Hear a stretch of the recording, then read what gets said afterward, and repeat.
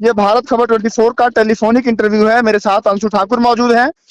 करणी सेना मामले में इनसे बातचीत की जाएगी कि करणी सेना को लगातार देखा जा रहा है तमाम तरह की धमकियां देते हुए वो, और लोगों को फोन करके और यादव सेना को फोन करके धमकी देना, राज्यसभा सांसद रामविलास सुमन को धमकी देना, तमाम तरह की चीजें वो कर रहे हैं लगातार। इनसे बातचीत करते हैं और समझते हैं कि अंशु ठाकुर इस मामले को कैसे देखते हैं और इनका क्या कहना है। अंशु जी, बहुत बहुत स्वागत है आपका। बहुत बहुत धन्यवाद आपका आनंद भाई। क्या कहते हैं, करणी सेना कैसी सेना है ये कि जब मरी तब किसी को धमकी दे रही है, कह रही हमारी भावनाएं आहत हो गई हैं? कैसे देखते हैं इस पूरे मामले को आप? देखिए, लोकतंत्र में अपनी बात करने का हर किसी को हक है, जी लेकिन अगर आप कोई संगठन बना के, कोई पार्टी बना के, कोई सेना बना के अगर आप सोचें कि आपकी राजनीति, आपका संगठन धमकियां देने से चलेगा, तो ऐसा लोकतंत्र में नहीं होता। और उस देश में तो कतई नहीं होता जो देश भगत सिंह और अंबेडकर का देश है, जहां संविधान चलता है, जहां लोकतंत्र चलता है। यहाँ जो सत्ता चलती है, जो संगठन चलता है, वो जन समर्थन से चलता है, धमकियों से नहीं चलता। इस तरीके की अगर कोई भी सेना अगर इस तरीके का बयान दे, अगर आप किसी के बयान से सहमत नहीं है, तो आप किसी के घर पर चाहें तो बुलडोजर चलाने चले जाएं, आप किसी के खिलाफ उल्टे सीधे बयान दें कि उसके जीभ काटने वाले को 21 लाख का इनाम मिलेगा, तो ये भारत में कतई बर्दाश्त नहीं की जाएगी। वो लोग कह रहे हैं कि हमारी भावनाएं आहत हो गई हैं और रामविलास सुमन अभी भी मौका है, माफी मांग लें, नहीं तो हम उनको सबक सिखा देंगे। जी, देखिए, भावनाएं आहत, सबसे पहले मैं आपको बता दूं कि कोई भी महापुरुष होता है, यह इतिहास जी में हुआ है, महापुरुष हो, स्वतंत्रता सेनानी हो, क्रांतिकारी हो, ये वो लोग हैं जिन्होंने सिर्फ एक जाति या धर्म के लिए लड़ाई नहीं लड़ी, इन्होंने पूरे भारत के लिए लड़ाई लड़ी, हमारे धरती के लिए लड़ाई लड़ी। जी तो अगर कोई कहे, कोई राजपूत कहे कि महाराणा सांगा हमारे हैं, कोई परशुराम को कहे कि ब्राह्मण कहे कि परशुराम जी हमारे हैं, कोई कश्यप समाज कहे कि सिर्फ कश्यप हमारे हैं, तो ये यहां नहीं चलेगा। जी महाराणा सांगा ने जो लड़ाई लड़ी, पृथ्वीराज चौहान ने जो लड़ाई लड़ी, वो पूरे भारत के लिए लड़ी। उन्होंने जी मुगलों से लड़ा, हमारे क्रांतिकारी स्वतंत्रता सेनानी ने अंग्रेजों को भगाने का काम किया।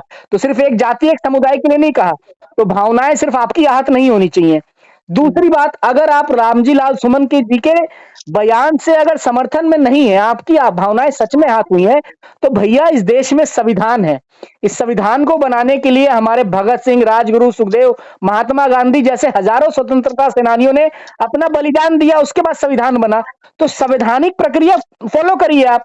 भाई, अगर आप किसी के बयान से सहमत नहीं है, तो हमारा संविधान नहीं कहता कि आप उसकी हत्या कर दो, हमारा संविधान नहीं कहता कि आप उसका सर तन से जुदा कर दो, हमारा संविधान ये नहीं कहता कि आप उसके घर पे बुलडोजर चला दो।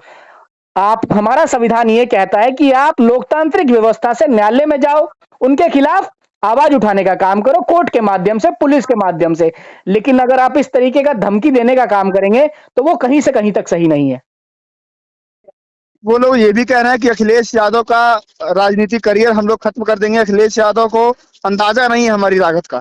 देखिए, अखिलेश यादव जी के बारे में सोचना तो उन लोगों के लिए बहुत परे बात है। अखिलेश जी की जो राजनीति है, वो नफरत नहीं, विकास और भाईचारे पर आधारित है। हमारी ताकत, अखिलेश यादव की ताकत जनता है, बार बार समाजवादी विचारधारा को समर्थन करती है। जो लोग इस तरीके की भाषा का जो प्रयोग करते हैं, वो जनता की मूलभूत जो जनता का जो मूलभूत जो जनता की जो मूलभूत जरूरतें हैं, उनसे भटकाना चाहते हैं। मैं करनी सेना के तमाम उन नेताओं से कहना चाहूंगा कि आप लोग जनता को जो जरूरत के मुद्दे हैं, जो युवा बेरोजगार के लिए परेशान है, किसान की पीड़ा, महिलाओं की सुरक्षा और शिक्षा जैसे सवाल पर ये कभी आवाज नहीं उठाते। ये राजनीति के नाम पे सिर्फ धमकी देने का काम करते हैं। यहाँ जो बात है, वो संवाद से समाधान होगा इस समस्या का, लड़ाई झगड़ा करके और धमकी देने से नहीं होगा। कहना कि अखिलेश जी सहारनपुर ना आ जाएं, अलीगढ़ ना आ जाएं, नहीं तो अनहोनी होगी, ऐसी तमाम चीजें पदाधिकारी उनके हैं, वो ऐसे बयान वायरल कर रहे हैं वो लोग। अखिलेश यादव जी का पूरा देश है, पूरा उत्तर प्रदेश अखिलेश यादव जी का है। कोई करनी सेना हो, कोई हिंदू रक्षा दल हो, या कोई विश्व हिंदू परिषद हो, या कोई आरएसएस हो, या भारतीय जनता पार्टी हो, उन्हें कहीं जाने से कोई नहीं रोक सकता। वो पूर्ण रूप से स्वतंत्र है। समाजवादी पार्टी के कार्यकर्ता भी पूर्ण रूप से स्वतंत्र है। वो कहीं भी जाके किसी भी तरीके से किसी से भी मिल सकते हैं, कोई उनको कुछ नहीं कर सकता। और लोगों की गफलत के लिए बता दूं कि ये वही हम्म, करनी सेना है। हम्म, आपने देखा होगा कि जब 2024 के चुनाव से पहले इन्हीं हम्म, के करनी सेना के जो एक बड़े अधिकारी थे शेखावत जी, उन्हें हम्म, भारतीय जनता पार्टी के अधिकारियों ने गुजरात में उनको चांटा मारने का काम किया, उनकी हम्म, पगड़ी उछालने का काम किया। हम्म, आप अगर ये सोचे कि आपके एक संगठन से, जो संगठन किसी पार्टी के आधार पे काम कर रहा है, जो हम्म, संगठन 2027 को देखते हुए जाति तोड़ों पे, जातियों में बांटने की काम कर रहा है, तो हम्म, आप सोचें कि अगर उसका समर्थन लेके आपका पूरा एक समाज, ऐसा नहीं है कि पूरा राजपूत समाज करनी सेना के साथ है। अखिलेश जी, जिन अखिलेश यादव को ये लोग राजपूत विरोधी बता रहे हैं, जिन हम्म, अखिलेश यादव को बता रहे हैं कि जिन समाजवादी पार्टी को बता रहे हैं कि राजपूत विरोधी है, मैं उन लोगों से बता देना चाहता हूं कि अपने ज्ञान चक्षु खोल लें। अखिलेश यादव तो वो व्यक्ति हैं जिनकी धर्मपत्नी खुद राजपूत है। हम्म, अखिलेश यादव जी वो व्यक्ति हैं जिनकी भाई की धर्मपत्नी खुद राजपूत है, हम्म, शिवपाल यादव जी के बेटे का विवाह खुद राजपूत परिवार में हुआ है। तो हम्म, जो राजपूत परिवार को इतना सम्मान देने का काम कर रहा है, आपको लगता है कि वो किसी जाति के लिए इस तरीके की द्वेष भावना रखेगा? ये हम्म। सिर्फ भारतीय जनता पार्टी द्वारा एक प्रचार प्रसार किया जा रहा है, और जिसका इस्तेमाल करनी सेना के नाम पे हो रहा है। अच्छा, यादव सेना है, यादव संगठन है जी। लखनऊ में, उसके शिव कुमार यादव जी अध्यक्ष हैं। जी। उनको फोन कॉल्स पे तमाम तरह की धमकियां आई कि 8 अप्रैल को लखनऊ आ जाओ, लखनऊ में 10 नंबर चौराहे पर हम आप लोगों की औकात दिखा देंगे। तमाम तरह की धमकियां आ रही हैं। क्या उत्तर प्रदेश में रामराज है कि नहीं है? कानून व्यवस्था का डर नहीं है क्या उन लोगों को? देखिए, सबसे पहले मैं बताऊंगा कि जो गरजने वाले बादल हैं वो बरसते नहीं है। और राम राज्य की बात करें तो उत्तर प्रदेश में योगी आदित्यनाथ जी की सरकार चल रही है, भारतीय जनता पार्टी की सरकार चल रही है, और इनके जो विधायक हैं वो खुद ही रामराज के लिए राम मंदिर जा रहे हैं। वो खुद ही सबसे बड़ा आरोप लगा रहे हैं कि जब तक रामराज नहीं आएगा मैं कुर्ता नहीं पहनूंगा। उनका हम्म, कुर्ता उतरा हुआ है। तो राम राज्य तो कहीं से कहीं तक नहीं है। बस आप ये समझिए कि जब जिस तरीके से 2022 में चुनाव था, तो इसी पश्चिम उत्तर प्रदेश में, जहां आगरा की बात करें तो इसी गौतम बुद्ध नगर में आपने देखा होगा कि उस समय ठाकुर और गुर्जरों की लड़ाई लगवाई गई थी। वो भी हम्म, सत्ता द्वारा लगवाई गई थी। ये कभी नहीं चाहते कि जो लोग हैं वो जाति के नाम पे एक हों। सबको हम्म, दिख रहा है, खासकर भारतीय जनता पार्टी को दिख रहा है कि 2024 में अखिलेश यादव जी का जो पीडीए परिवार है वो कितनी ताकत के साथ आया, कितनी हम्म, ताकत के साथ समाजवादी पार्टी को उसने ताकत दी, और सब लोग एकजुट होके। हम्म, उसमें ऐसा नहीं है कि राजपूत समाज नहीं था। मैं करनी सेना वालों को बता दूं, हम्म, आप अगर पश्चिम की सीट देखेंगे, आप मुजफ्फरनगर देखेंगे, हम्म, आप मेरठ देखेंगे, आप गाजियाबाद देखेंगे, आप हापुड़ देखेंगे, तो यहाँ राजपूत समाज ने सबसे ज्यादा वोट देने का काम किया समाजवादी पार्टी को।